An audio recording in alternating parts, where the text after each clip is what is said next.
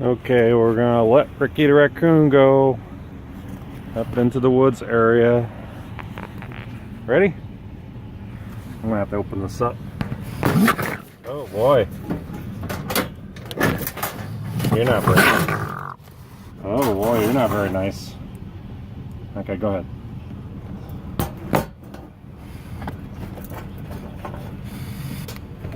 Let's go here. Oh boy. Okay. Off you go. Go ahead.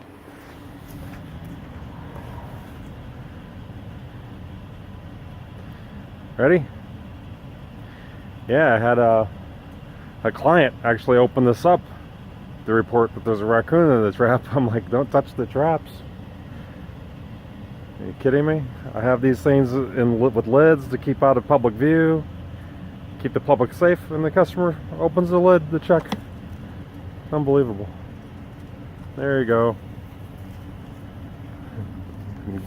Such liability. And I do everything correctly, and then people around the traps, you know, can really compromise your liability. Yep. Okay. Have a good day.